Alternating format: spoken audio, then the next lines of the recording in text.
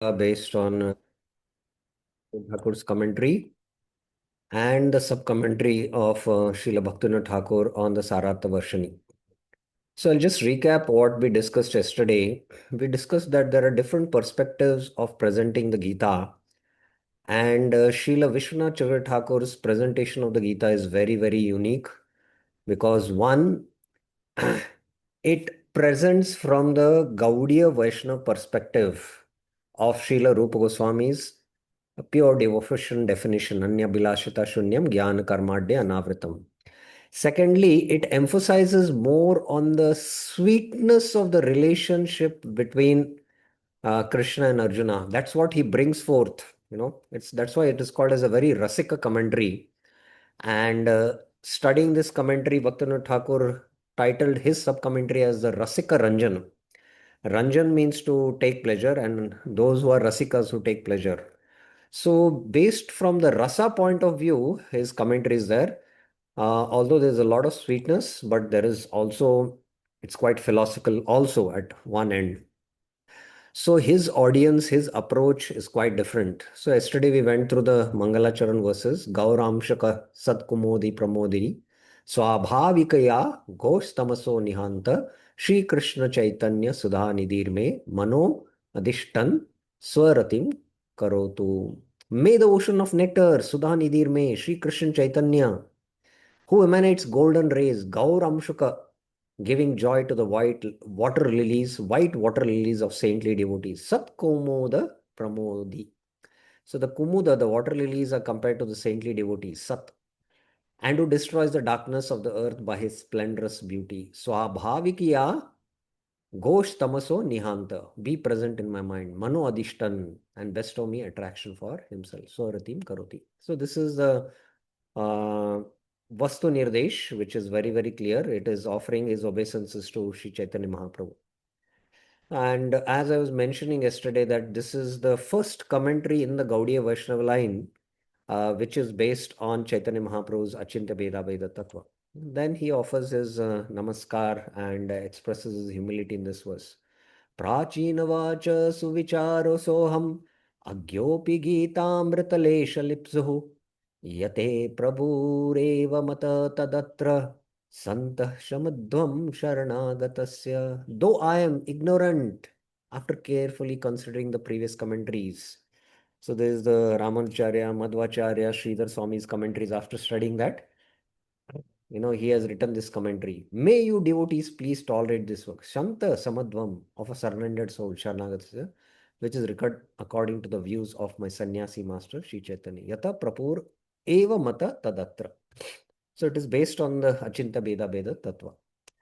So yesterday we discussed the introduction. I'll not go through it once again, but just summarize how Swayam Bhagwan Krishna descended and by his inconceivable mercy became visible to the eyes of the material world. And he delivered the people of this universe who were drowning in the ocean of material life by submerging them in the sweetness of his beauty. By tasting, people could taste his beauty. And by protecting the righteous and killing the unrighteous, he delivered the demons, he gave them liberation. But after his disappearance, for the jivas who will be afflicted by lamentation and illusion, he put his devotee Arjuna into illusion and spoke the Gita, which is the highest goal of humanity in 18 chapters and in 18 types of knowledge. And it is composed of three segments, Khanda, Trayatmika, Sarva Veda. And yesterday we discussed how his explanations are filled with sweet realizations. There is, what is the actual, the Gita understanding can be at multi-dimensional levels. From the Tattva, as Baldev Vidyabhushan has given his commentary, where he's establishing, how Krishna is the absolute truth by defeating all other theories and philosophies. That's what Madhvacharya does. Sorry, Baldev Vidyabhushan does in his commentary. But this is called as polemics. Polemics means how I am right and you are wrong, in Vad, But Vishwanath Chakra Thakur doesn't do that. He is just relishing, the taste of the relationship between Krishna and Arjuna. So there is a inner,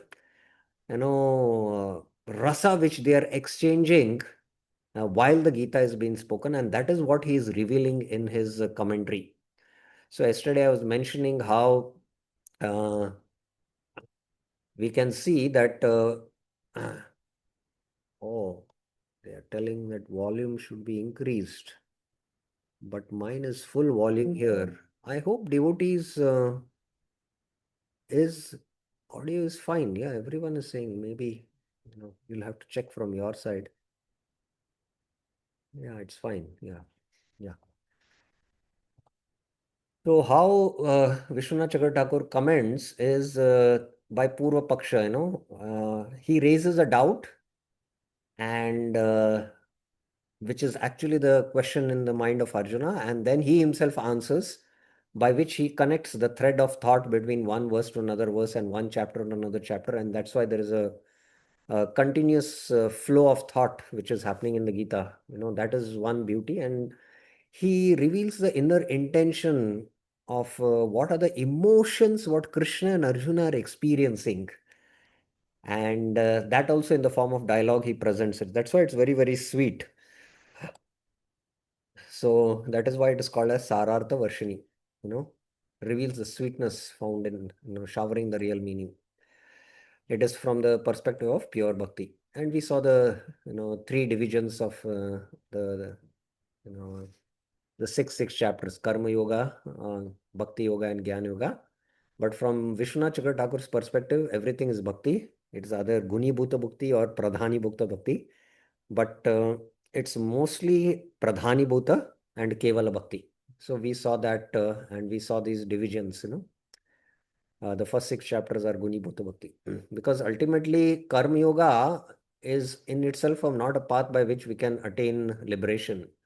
It's only Gyan Yoga or Ashtanga Yoga. And Kevala Bhakti is Ananya Bhakti, and Pradhani Bhuta is Karma Mishra or Jnana Mishra Bhakti. So this is what he will be discussing. We saw that. So we completed the first verse discussion and how Dhritarashtra is trying to hide his inner intention externally, showing that there should be peace. And Sanjay understands the heart of his master, and don't worry, there's not going to be any peace because Duryodhan has approached Dronacharya, his spiritual master. Dronacharya should have been approached to give respect, but Duryodhan is approaching for two reasons. One is out of fear, and secondly, instead of respecting his acharya, he offends him. Društva tu pandavanikam, see, as though his spiritual master cannot see. So, and he criticizes, that dhimata tava shishyena debates, because of your intelligence, and now it is causing an obstacle in fulfilling my political agenda to win this war. So that's why uh, he's enticing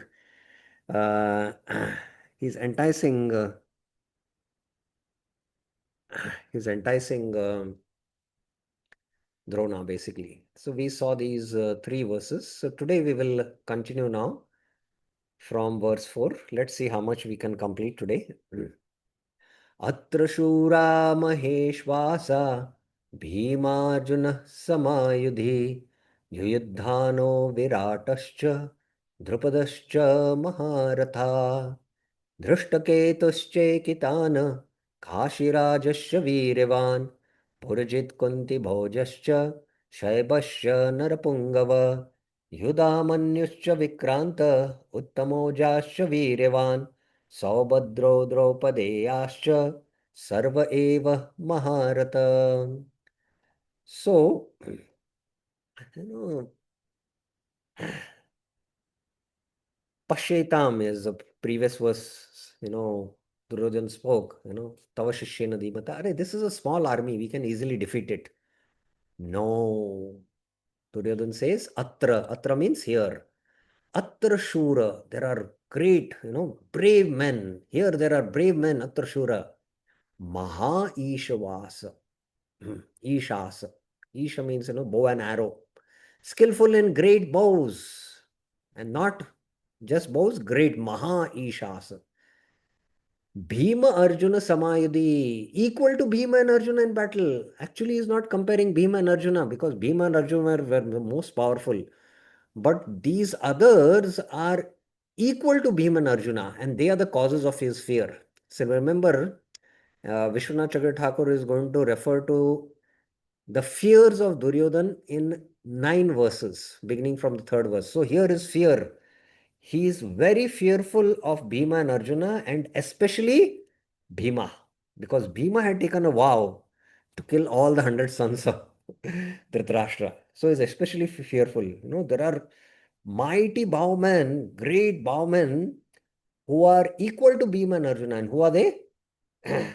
Bhima Arjuna Samayadi, Sataki, Virat, Drupada, and they are all Maharathas. Yuddhano, Viratascha, Drupascha. They are all Maharathas. And then here there is Drishtaketu, there is Chekitana, there is king of Kashi who is Viryavan, who is always victorious. There is Purjit, Kunti Bhoja and Shaibe, the best of the men, Narapungava. So he is addressing these kings. The king of Kashi is what? Viryavan. And Purjit, Kunti Bhoj and Shaiba are what? Narapungava, the best among the men. Here is a mighty Yuddhamano, Yuddhamanascha Vikranta. Vikranta, he is Vikranta. Valiant Uttamoja. Uddamojascha Virivan, Abhimanyu, and the 5 sons of Pandava, Draupadi. Saubhadro, Draupedayascha. All Maharata. Sarva Eva Maharata. So, in these 3 verses also, first of all, he is fearful and is comparing with Bhima and Arjuna all these others. And all these 3 verses, he is comparing these powerful, powerful heroes which are there on the side of the Pandavas. That's how this fear is expressed. The leaders of their troops having great bows, Ishasa, will be impossible to cut down. That is the suggestion by his mentioning the bows. The bows are Ishasa, great. Yudhana refers to Satyaki, Saubhadra refers to Abhimanyu, son of Subhadra, and Draupadeya. Draupadi and Draupadeya means the son of Draupadi, and Draupadeya. Draupadeya refers to plural, the 5 sons, beginning with Prativindya. So the 5 sons of Draupadi were killed by Ashwatthama, you know that. So here his fears. And another thing is, Sarva Eva Maharata. All these whom he has named in these 3 verses, they are all Maharathas. So the definition of Maharata, Vishwanath Chakrathakur gives, a Maharata iti smrita, is one man, yes to eka, who can fight alone with 10,000 archers. Dasha Sahasrani Tanvinam Yodayet. Who is expert in both weapons and scripture. Shastra Shastra Pravinascha. An Atirata is one who fights with unlimited troops, or less than 10,000 but more than 1,000. Amitan Yodayet Yastu Atirata Samprokta. Sometimes it is also mentioned that the Atirata is one who can fight with unlimited troops, but again it is clarified. A Rata is one who fights with one opponent. Rata cha ekena yo yudhet. One who does less than that, cannot deal with one opponent alone, is called Ardharata. Tan Nyuno Ardharata Smrita. So, Sarva Eva Maharata. So, all these personalities whom Duryodhana is referring, who are equal to Bhima and Arjuna, they are all Maharathas. Sataki, Virat, Drupada, Drishtaketu, Chekitana, Purajit, Kunti Bhoja, Shaiba, Yuddhamanam, Yuddhamanyu, and Uttamoja, Abhimanyu, and the sons of Drupadi. So you can imagine Abhimanyu was just 16 years old and he is a Maharatha. And he was so powerful that, they had to hatch a conspiracy and 6 powerful generals have to attack in order to kill Abhimanyu. So that's how Kshatriya warriors were there that time. So Drishtaketu and Chekitana, actually, they were very powerful warriors and they are also addressed here as Maharatha. Another thing is they were, guarding the chariot wheels of Arjuna. These powerful generals or commanders in chief had also powerful, generals who used to just guard their, chariot wheels so that the enemy doesn't attack the chariot wheels. So Drishtaketu and Chekitana were, the guardians of Arjuna's chariot wheels. And when Arjuna, on that day when he took a vow that he will kill Jayadratha, his chariot was moving at such speed that the wheels were not seen. And, even Drishtaketu and Chekitana could not follow Arjuna. So that's how he was moving fast in that, fight in order to kill Jayadratha. So you can imagine how powerful these warriors were. Okay, text 7. Now, what is happening in the heart of Duryodhan is, Arey, there are this powerful Maha-Ishasa and he's naming them all his, big, big generals. So he's becoming more and more fearful seeing all these Maharathas and suddenly realizes, Arey, if I keep on glorifying the enemy's powerful generals, then I am exposing my fear and my generals, will also become fearful. So he suddenly changes and he speaks this verse. Asmakam to vishishtaye tanimoda dvijottama nayaka mama sainyasya samgyartam tan bravimite. O best of the Brahmanas. So he addresses. Okay, what happened? Why is my. Ah, yeah, it's working. So Dvijottama, he addresses his Dronacharya as what? Dvija Uttama, oh best of the Brahmanas. So he glorifies him. Understand. Tan Nibodha. Nibodha means to know. Bodh means to understand. Nimod means especially try to understand who is on our side. Asmakam tu Vishishtaye. I will speak only of those who are Vishishta, the commanders of my army. Mama Sainyasya Nayaka. I will list them, Tan Bravimi, so that you can completely understand. Te Samgyartham, Samyak Rupena Jnanartham. I will give you complete knowledge. So at one level, you can see his Rajniti that he was completely dependent on Dronacharya, but he knew that Drona did not have his heart in fighting this war. But don't think that if you don't put your heart in it, there are others, who are great warriors on my side. And I will tell you, I'll give you full knowledge. So better you also, put your heart into the fight and get me victory. Understand, Nibodha, who is on our side. I will tell you in order that you completely understand. Samyak rupena artham, sambyartham. Completely, I'll make you understand, That's what he says. The word is analyzed as samyak gyan. Samyak rupena gyan samyartham. So now he starts speaking who are, and then he is wondering, whose name I should take first. Because Bhishma is the commander in chief and Drona is his guru. And then he intellectually analyzes and says, actually Drona is a Brahmana and Bhishma is a Kshatriya. So let me first, take the name of Dronacharya. So that is his Kootaniti, Rajniti. Bhavan Bhishmascha Karnascha Kripascha Samitinjaya Ashwathama Vikarnascha Somadatte Tataivacha. There is yourself, Bhavan, Bhishma, Karna. Now, Karna, in one sense, was not on the battlefield, because Karna had, you know, Karna was very much insulted by Bhishma at the beginning of the battle because Bhishma knew that Duryodhan, would never win this war, but, just because of Karna, he had taken this risk. And that's why there was a whirl of words between Bhishma and Karna, and Bhishma addressed Karna as Ardharati, So because of the insult, Karna decided that as long as Bhishma is on the battle, I will not enter the battlefield. So he left the battlefield and he only returned when Bhishma fell, you know, and then Drona was made the commander in chief and then later on Karna. So Karna, although he was not on the battlefield, but he was on the mind of Duryodhan because he trusted, Karna more than anyone. So that's why he took the name of Karna, and then suddenly think, Arey, there are so many other generals like Kripacharya. I have not taken their name. So let me now take the name of Kripacharya and glorify him. And he says, Kripascha Samitinjaya, Kripa, the winner of wars.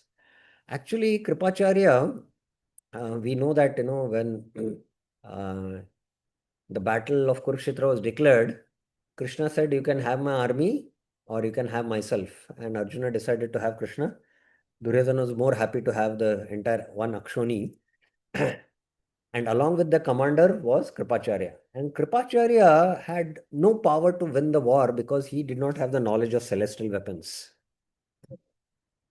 So, although Kripacharya is glorifying Samitinjaya, but Kripacharya would never have bought victory in the battle. But just to, this is again his Rajaniti. Kripascha Samitinjaya, Ashwathama, Vikarna. Vikarna is one of the brothers, half brothers, I think, of Dhritarashtra. And he, somehow in that assembly when Draupadi was tried to strip naked, he had revolted. So he thought, Vikarna, has some affection for the Pandavas. So he took his name also. And then there is Purishava, Somadattair, the son of Adom Somadatta, Purishava. Somadatta refers to Burishava, the son of Somadatta. Now, you can see again, first of all, I, took the name of Karna, and then I glorified Kripa as Simitinjaya. Then I might miss some other names, and, better now I'll glorify everyone. So he glorifies that in this 9th verse. Annecha bahava shura madarte tekta jivita nana shastra praharana sarve yuddha visharada. There are also many other brave men. Annecha bhava shura. So let me not make that mistake, where I took Karna's name and then I unnecessarily glorified Kripacharya Samitinjaya, although he would not win the war. So that's why he, in general, glorifies all. There are many Shuras. And what? Madarte Tekta Jivita, who have given up their lives for my sake. Now, Vishwanath Chakravarti Thakur gives a nice commentary on this. We will see that, what this means. Skillful at fighting. Sarve Yuddha Visharada. Armed with various missiles and weapons of close combat. Nana Shastra Praharna. So, what is the three things on the side of these, that they are Madarte Tekta Jivita, they are Nana Shastra Prahana, and Sarve Yuddha Visharada. So these are three things about these other Shuras. Vishwanath Chakravarti Thakur. There are also many other brave men who have given up their lives for my sake, skillful at fighting, armed with various missiles and weapons of close combat. They are willing to give up their lives in order to help me. Tekta Jivita. This is the intended meaning of Duryodhan, though the literal meaning is they have given up their lives. Actually, what Duryodhan wanted to say is that they are ready to give their lives for me. That's what, that was his political agenda, that, in order to have the kingship, many should be ready to sacrifice their life for that.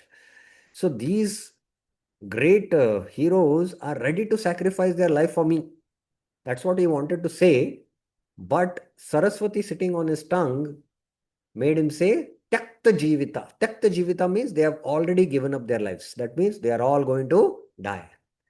And that's what also Krishna says. Actually, however, Krishna will say later, Maye Veta Nihitan Purvameva Nimitta Matra Bhava Savyasachin. These warriors, Ete, have already been killed by me. Mayeva Nihita. Before the war has started. Purvameva.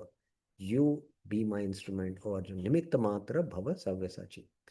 So Krishna predicted in the 11th chapter Vishwarup that, that all these kings will be killed, So Takta Jivita. So Duryodhana also speaks. Thus the literal meaning of Duryodhana words are thus completely true. That they are all given up their lives.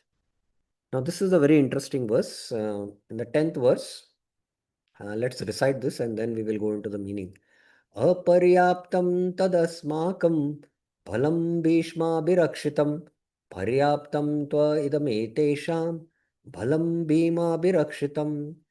Our army, asmakam balam, protected by Bhishma, tad Bhishma Virakshitam is inadequate, aparyaptam.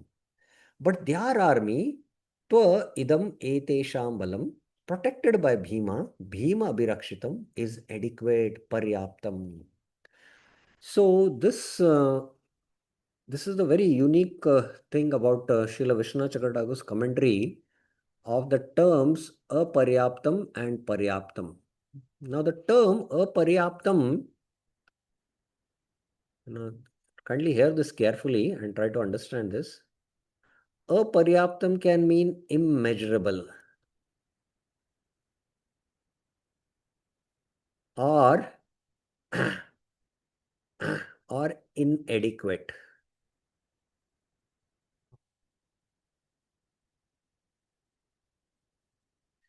Like, apramaya. Lord Ram's form is apramaya. Apramaya means, it's immeasurable. So from the tattva point of view, the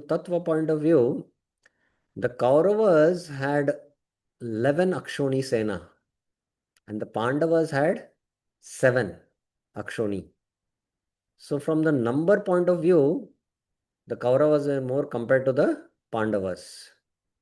So both Baldev Vidyabhushan, Srila Baldev Vidyabhushan, Srila Prabhupada, Ramanacharya, all translate based on the tattva that, they translate as our army protected by Bhishma is immeasurable because the number is big. Whereas their army, first of all, Bhishma is a more powerful general and he has got fine intelligence. Whereas, you know, Bhima has gross intelligence and is not so expert in weaponry. He's a Gadadhar, He's a Gada fighter, Whereas Bhishma has knowledge of mantras and weapons, to invoke celestial weapons. So Bhima's is what? It is measurable. So they take it as measurable and immeasurable, Paryaptam. But Vishwanath Chakra Thakur, gives a rasic meaning to this. He says that actually the army of Bhishma, that is ours, Duryodhan's, is inadequate, he says. Although Bhishma is much powerful general and he has got fine intelligence. Whereas the army of Bhima, although he has gross intelligence and is not so fine in his weaponry, is adequate. So there is this again tattva and rasa point of view. So from the rasa point of view, there is something called as skill and will. Now, Vishwanath Chakra Thakur goes to the heart uh, and gives a deeper meaning that both Bhishma and Drona, actually they did not have their heart in the fight, although they had skills, because they were very affectionate to the Pandavas. Whereas the Pandavas, for the 13 years of exile, every day Bhishma and Arjuna, they were always sharpening their weapons when the battle is going to happen. So their blood was boiling and they were waiting for that day. So although the numbers were less, but the will to fight, that can surpass. So there is a true story, just like we have in our Bharat, the Mahabharat. In the Chinese tradition also, they have their Mahabharat. I don't know what it is called. I don't remember, but I heard the story that, their king, this is some few centuries ago, the history. So the king who was ruling, he had three powerful commanders and somehow there was envy and they killed the king. So the king's son, who was supposed to later on become the king, one of the commanders, he lifted him so that he can grow under him and then ultimately rule the kingdom. So this commander general, he was very powerful. And the other two commander generals, with their army, they were trying to defeat this general. And many wars happened, but they could not defeat because he was very powerful. So once this, I don't know his name, this commander, along with just 100 soldiers, was in a fort. Just 100 soldiers. And these other two generals, they got the news. And they completely, encircled the fort. They were in lakhs. Actually, they were in lakhs because they wanted to now defeat this general, you know, because they were constantly fighting. Their two generals were fighting with this one general. Now, when these soldiers came and told the general, actually we are geared from all directions and the army is too huge, we just can't defeat them. So this general had the will to fight, the inner heart to fight. So he said, you just relax, just go and open the doors of the fort and just, relax. And he went on the top of one of the gates, main gates. And then he sat there and started playing a violin. And then all these powerful lakhs and lakhs of soldiers, they were just entering near the fort. And the two generals were there in the front. And then they saw that, this general is just opened the gates and is just playing violin. That means he must have strategized something and we are going to get destroyed. So without having a fight, they literally left back and went. That's how he won the war. So the will to fight was more based for the Pandavas. So from the rasa point of view, that's why Vishwanath Chandra Thakur is saying aparyaptam means inadequate. Paryapt means adequate. Sometimes we use this word in Hindi also, paryapt and aparyapt, So like that, Vishwanath Chandra Thakur translates. So let's now see the commentary and I hope it will become clear to you now. Our troops are not up to the standard. Aparyaptam. We cannot fight against the Pandavas. Why? Even though protected all around by Bhishma, who has fine intelligence and is experienced in fighting and theory, Bhishma has sympathy for both parties. He doesn't have the heart to fight, although the skill is there. The Pandavas are very well protected. Paryaptam Abhirakshatam by Bhima, though he has gross intelligence and is not thoroughly conversant with fighting and theory. In other words, they are well equipped to fight against us. So this is the meaning. So any questions you have up till now, especially this verse? This verse is very important also for to understand. Up till now, any questions you have?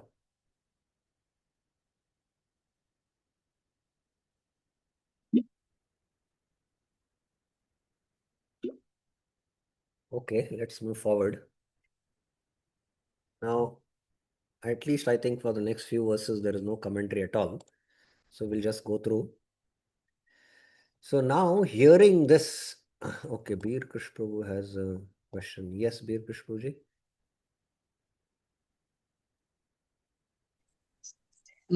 Hare Krishna Prabhu, Prabhu.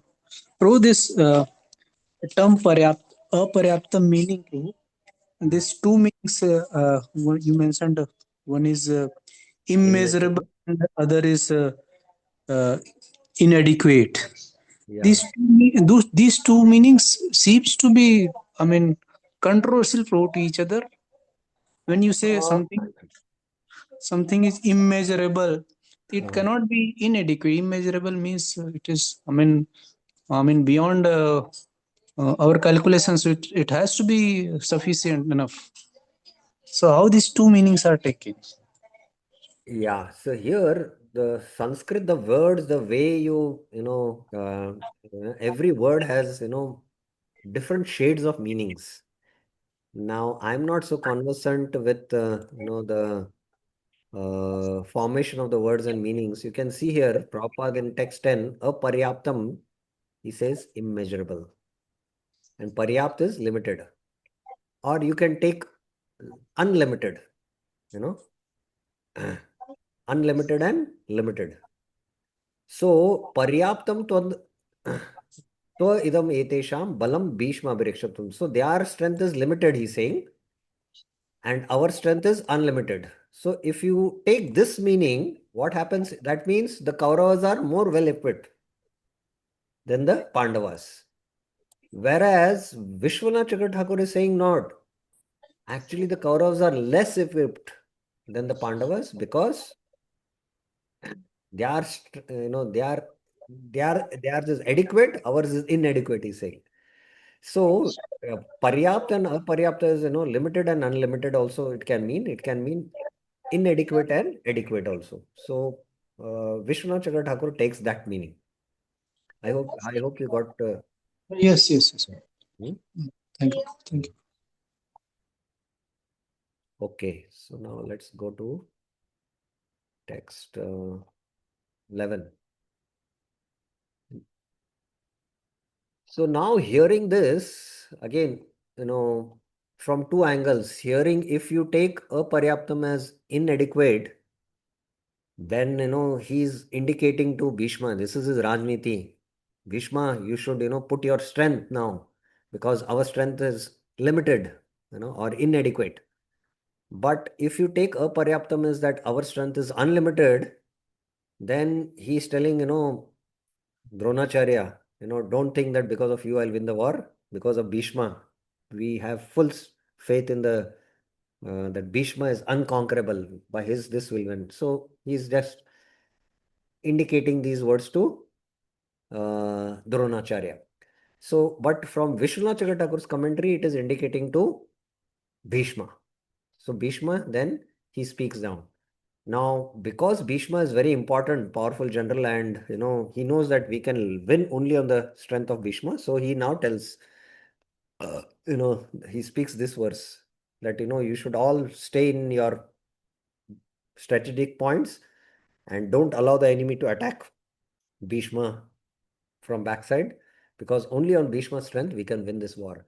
Ayaneshu cha sarveshu yata bhagam avastita bhishmameva birakshantu bhavanta sarva eva hi. Situated in your positions for attack, ayaneshu cha sarveshu yadha bhagam avastita.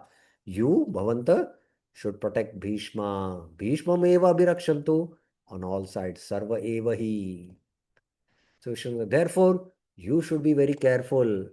Though you are divided into different groups, yatha bhagam, for the purpose of entering into the enemy lines, ahineshu, you should not give up your designated positions on the battlefield. Being fixed in your respective positions, protect Bhishma from on all sides so that he will not be attacked from behind while engaged in fighting with others. The implication here is only by the strength of Bhishma will we survive or will we get victory. So now, Bhishma, all his life, he had seen this politics of the Dhritarashtra and his sons. So he was fed up. So Bhishma doesn't reply back to Dronacharya, but he blows his conch shell. And that is a befitting reply he gives. Tasya sanjayanan harsham kuru vriddha pitamaha simmanadam vinodya che shankam dadno pratapavan. Then the majestic elder among the Kurus, Pratapwan Kuru Vriddha. Kuru Vriddha is Pratapwan. You know, he's victorious. The grandfather, Pitamaha, in order to bring joy to Duryodhana. Tasya Harsham Sanjayanan, making the sound of a lion, Simmanadam Vinadya, blew his conch loudly. Shankam Ucher Dadnu. Bhishma, the elder of the Kurus, joyfully on hearing respect given to him and to produce joy in Duryodhan by driving away his fears, roaring like lion blew his conscience. So Duryodhan had fear that Bhishma might not put his full ability in the war. And to drive away his fear, don't worry, I will put my 100% effort. But he knew that Krishna is on the other side and victory will be for the Pandavas. So he knew that, but just to give him joy, he blew his conch shell. The phrase Simmanadam Vinadya uses the same root nad twice. So Simma Nad. Vinadya. Nad means again, the Nad twice has come. So Bhishma had a voice like a roaring of a lion. And then when he roared that through the conch shell, there was a double roaring. So that's what it means. So one of the sannyasis was telling that this is a true story in Africa now also in the jungle tribes, the kings send their children for training in warfare, in jungle warfare. And after they are trained, there is a test to know how well they are trained, in their military arts. So the test is that, 10 of these generals or these, those who have got trained, so they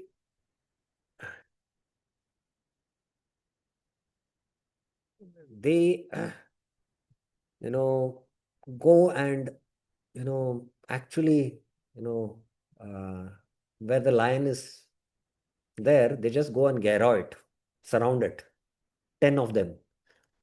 And when the lion sees that there are 10 who are surrounding me, the lion just roars.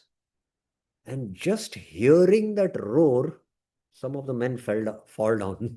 They just collapse. So that is the kind of fear, the roar of a lion creates. So you can imagine what must be the roaring sound of Bhishma, and then that sound which came from the conch shell. The literal meaning, the roar of a lion. The intended meaning is roaring like a lion, according to the sutra, Upamane Karmani. This is based on grammar. Okay. Okay. Now, hearing the conch shell blew by Bhishma, the enthusiasm of the Kauravas army shown. Then Tatah Shankasya Bhairasya Panavanaka Gomaka Sahasai Bhavahanyanta Sashabdastumalo Bhavat. Then conches, kettle drums, Tata Shankasya Bhairasya, small drums and larger drums. Panavanaka Gomaka. They suddenly sounded Sahasa Eva Abhayandhyantya, making a tumultuous roar. Sah Shabda Tumalo Bhavat. So in English also, tumultus. This tumultus, tumalo. Very similar it is. Both sides became eager to fight. This is described in this verse. Panavaka is a kind of drum. Anaka is a kettle drum. Gomaka is a type of trumpet. Now there are these special soldiers who play all these drums, kettle drums and trumpet, in order to maintain the enthusiasm of the fighters during the war. And they are not supposed to be killed. So all these different instruments are there in the war. So now let's come to the next section, and we'll try to finish this section. This is also very simple. There's no commentary in this. We'll just go through these verses. But again, if you have any questions up till now, any questions, any clarifications, anyone has up till now?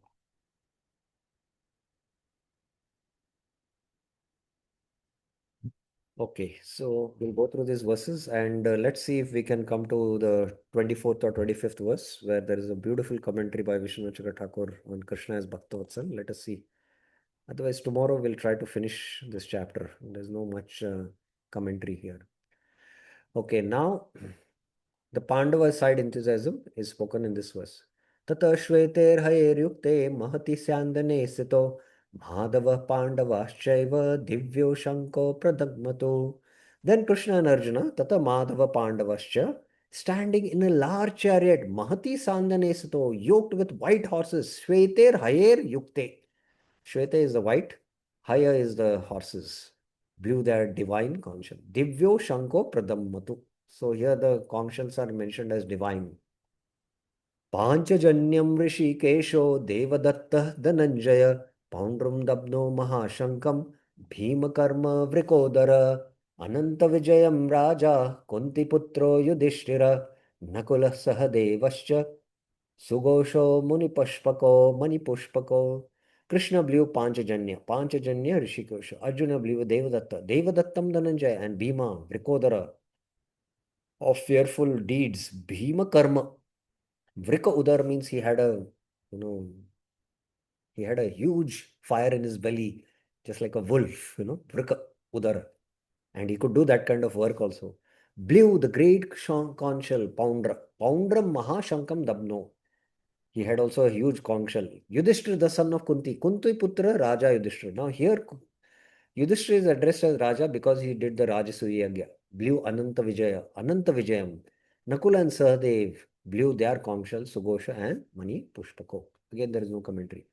काश्यश्च परमेश्वास Shikhandi च महारथ धृष्टद्युम्नो विराटश्च सात्यकिश्चापराजित ध्रुपदो द्रौपदेयाश्च सर्वश्च पृथ्वीपते सौभद्रश्च महाभावो शङ्कान्दब्नो पृथक् पृथक्.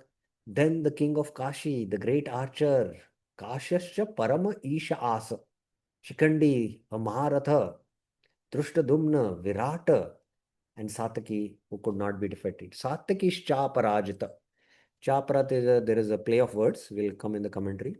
Drupada, the son of Draupadi, and the mighty armed Abhimanyu, Saubhadrashcha Maha, blew their conch one after the other.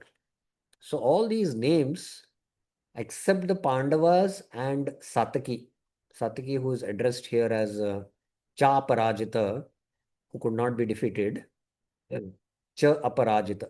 Aparajita means he could not be defeated. Except the Pandavas and Sataki, all would be killed. Hey Prithvipate, Sanjay is addressing Dhritarashtra. The word Aparajita means unconquerable.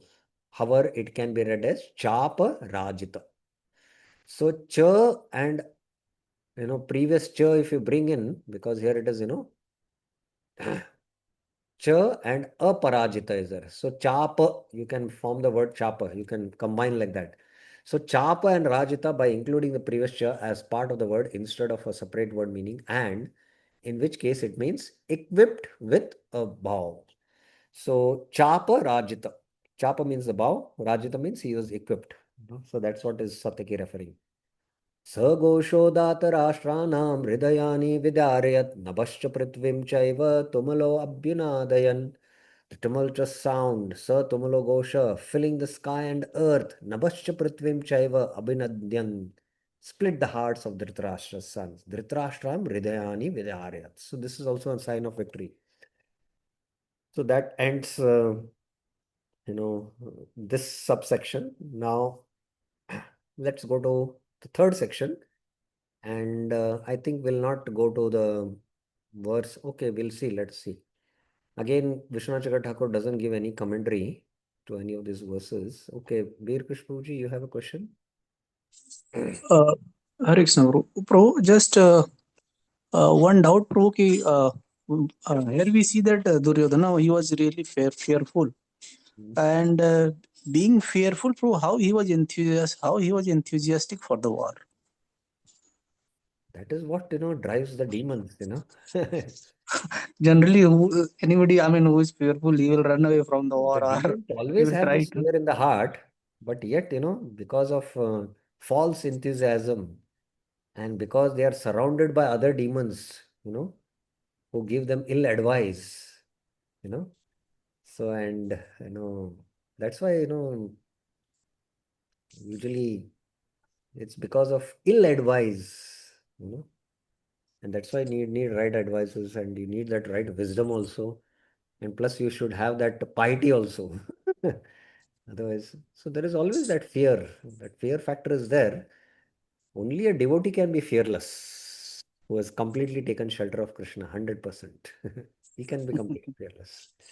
So fear is always there. Even Kamsa being very powerful, he was always fearful. From the day that, Akashvani happened, that he'll be killed by the eighth son. From that day onwards, still, he was always fearful. Bhayat Kamsa, that was his constant meditation. So that is the nature of one who is on Asura means, on the bodily consciousness or sense gratification one. So always there is fear. So that's the nature. Bhayam Ditya Binivesha, because absorption in matter, you know. So there is Correct. Abhinivesha, that's absorption, that's avidya, raga, dvesha, Avidya, Asmita, Raga, Dvesha. So that enjoyer mentality, demonic mentality. So there's always like that, the fear. Right, right. Thank you, bro. Okay, let's see these three verses. Again, there's no commentary. Ata vyavastitan drishtva dhatarashtra'n kapidvaja pravritte shastra sampate dhanuryudhyam pandava ऋषिकेशं तदा वाक्यम् इदम् आह महीपते सेनयोरुभयोर् मध्ये रथं स्थापयमेच्युत यावदेतान् निरीक्षेऽहं युद्धकामानवस्थितान् कैर्मया सह योद्धव्यम् अस्मिन् रणसमुद्यमे योत्स्यमानानवेक्षेऽहं यः एते अत्र समागता धातराष्ट्रस्य दुर्बुद्धिर्युद्धे प्रियचिकीर्षव. Of course, for these verses, Rishikesham Tadavakyam and Senayor Vade, here Arjuna watches there. But Vishwanath Chakra Thakur takes all these verses together. But Baldev Vidyabhushan gives a very brilliant commentary to these verses. When we study that commentary, we will study that along with Prabhupada also, what he speaks for this. But since Vishwanath Chakra Thakur doesn't speak anything for these verses, I will not discuss that here because he focuses, as I mentioned, on more on rasa. So he doesn't bring out the reason. But here we have to understand Arjuna is ata vyavastitan. He's ready. He has taken his bow and arrow, drushtva, seeing Dhatarashtan, and Arjuna's chariot is carrying the sign insignia of Kapidwaja, that is Hanuman. In fact, that there is a story, how Hanuman he met, and then it was decided that Hanuman will participate in the battle of Kurukshetra. Hanuman was there, and Hanuman used to roar, and by hearing his roar, the army of the Kauravas was always fearful. Where is this roaring of the coming from? Actually, it was Hanuman who used to roar and cause fear in the heart of the Kaurava army. Pravritte Shastra Sampade. He's just about to, release his arrows. Dhanu Riddhama Pandava. Here it is referring to what? It is referring to specifically Arjuna. That time, Rishi Kesham Tada Vakyam Idamaha Mahipate. Arjuna spoke to Krishna and he spoke, Oh Mahipate, Oh Dhritarashtra. Dhritarashtra, Sanjay is addressing. What? Arjuna spoke saying, Senoyorubayar Madhye Ratam Stapayam Meyachuta. And then Yavad Etan Nirikshem. I want to see. Yuddha Kaman Avasitan, those who have come with the desire to fight, and whom I should Asmin Ranasamani, whom all I should fight with. Yotsamanam Aveksham, those who have come to fight, Atra Samagata. Why? Because of the evil-minded Dhritarashtra son, Dhatarashtra, that is Duryodhana. Yuddhe Priya Chakirshava. So I'll just read the translation. O King Mahipate, then Ata, as the army is prepared to fight, Pravritte Shastra Sampate, Arjuna with Hanuman's insignia on his flag, Pandava Kapidvaja. I mentioned Pandava is referring to Arjuna.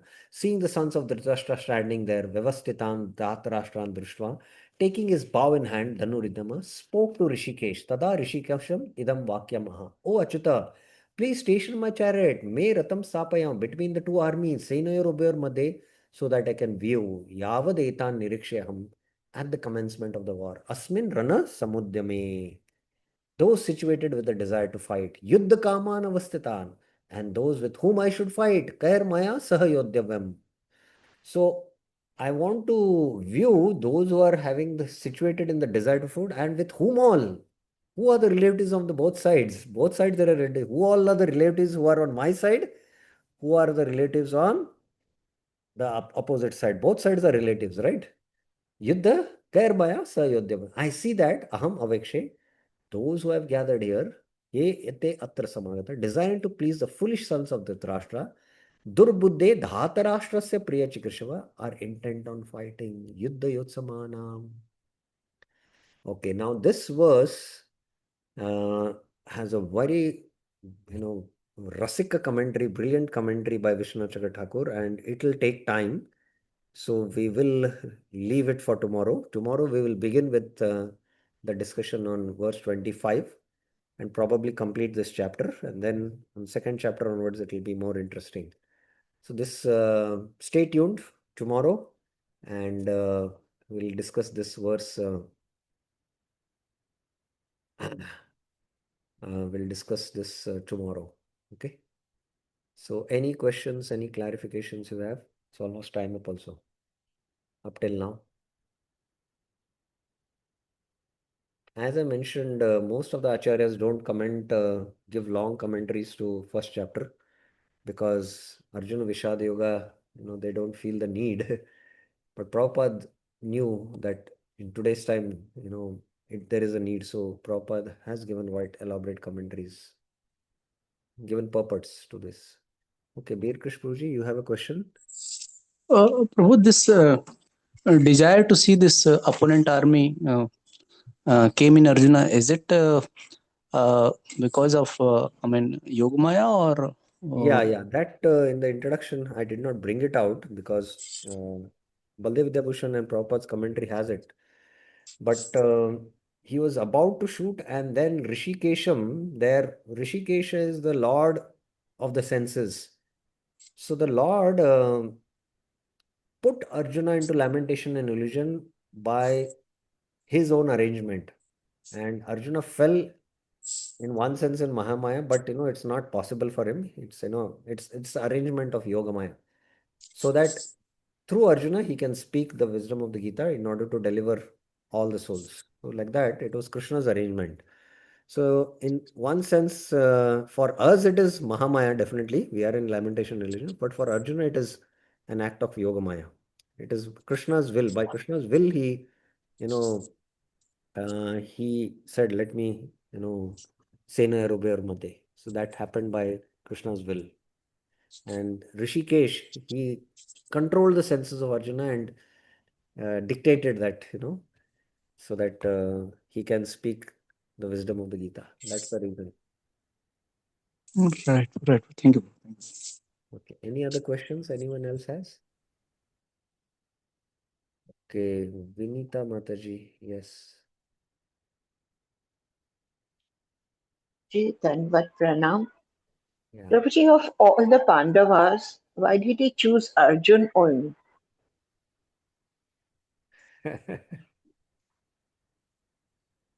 Every jiva has a choice. And the Lord is Nityo Nityanam, Chetanas Chetananam. He is a supreme living entity. He can choose whomever he wants. To speak the wisdom of the Gita, he put Arjuna into lamentation and illusion and spoke the wisdom of Gita. And when, you know, Yudhishthir was afflicted by lamentation and illusion, Krishna would have spoken and driven out his lamentation, but Krishna was also not successful. Vyas was not successful, but he chose Bhishma to speak in order to glorify Bhishma. So that's the sign of you know individuality, and it's sign of love. Because he loves his dear friend Arjuna. That's the reason. Because Yudhishthira was Dharmaraj, right? That's what I told you now. Yeah. When it was time for Yudhishthir, Mm, he had to speak him, all the principles of ruling. He Krishna could have spoken, given that knowledge, but he chose Bhishma in order to glorify Bhishma. mm, So like that, the Lord chooses based, that's free will. The Lord also has free will based on love. So definitely. yeah, so that's why he chose Arjuna here in this context. Because Pandavanam Dhananjaya, Krishna says in the Vibhuti Yoga, among the Yeah. Pandavas, you are very dear to me, And Mm, Arjuna was thinking in his mind, he might tell Yudhishthira, but, Krishna said Arjuna. So Krishna and Arjuna were very intimate friends. And yeah, Sakyara. that is given in Prabhupada's purport. He was a devotee, he was a dear friend. Yeah, That's why he spoke. Yeah. yeah. Yudhishthira is also very intimate, but Yudhishthira is also more of Vatsalya ras with Krishna. Krishna Okay. considers Yudhishthira as his superior, you know. Superior. So there is Gaurav Sakya and there is Mm, Vishramba Sakya. Gaurav Sakya is where you understand that Krishna is having that Aishwarya and he's the Supreme Lord. But Vishrambhi Sakya is only in Vraj, where the friends of Krishna don't consider him as God, but they are most intimate friend. Yeah. So Arjuna is belonging to Gaurav Sakya, but even that is, a very deep friendship he had. It will come in the 11th chapter. Vishnu Chakatakur will comment a lot on that also there, based on Rasa. Mm. Okay, from the Bhakti Rasamrit Sindhu perspective, he will speak there. That time we will see that. Okay. Okay. Thank you, Prabhuji. Thank you so Okay. much. Any other questions anyone else has? Okay, so we'll stop here, and tomorrow, in the first part, we'll first discuss this very interesting commentary on 25 and 24 and 25, and then we'll end with this discussion, and day after we'll start the second chapter. Thank you very much. Srimad Bhagavad Gita ki jai, Srila Prabhupada ki jai, Srila Vishwanath Chakravarti Thakur ki jai. Hare Krishna.